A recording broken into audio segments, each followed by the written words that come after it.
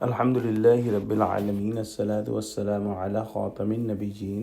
وعلی آلہ وصحبہ اجمعین، اما بعد فاعوذ باللہ من الشیطان الرجیم، بسم اللہ الرحمن الرحیم۔ قال اللہ تعالی فی سورۃ رعد: وَكَذَلِكَ أَنزَلْنَاهُ حُكْمًا عَرَبِيًّا وَلَئِنِ اتَّبَعْتَ أَهْوَاءَهُمْ بَعْدَ مَا جَاءَكَ مِنَ الْعِلْمِ مَا لَكَ مِنَ اللَّهِ مِنْ وَلِيٍّ وَلَا وَاقٍ۔ ترجمہ: اور اسی طرح ہم نے اس قرآن کو عربی زبان کا فرمان نازل کیا ہے، اور اگر تم علم و دانش آنے کے بعد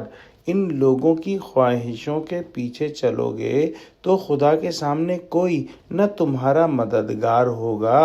اور نہ کوئی بچانے والا۔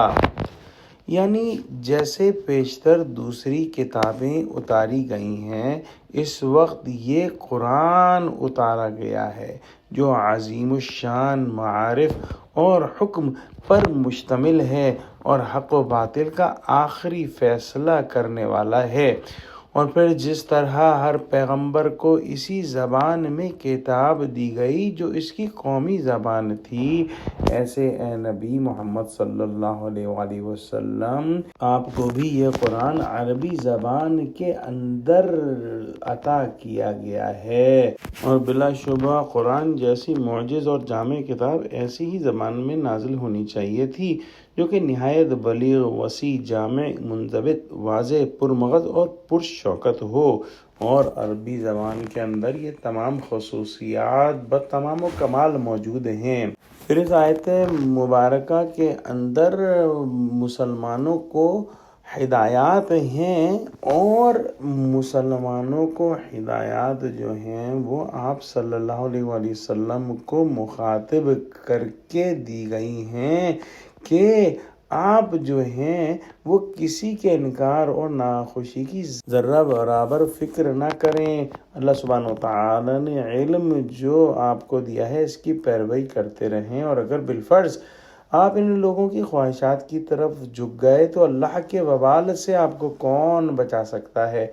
یعنی یہ خطاب جو ہے ہر طالب حق کو ہے،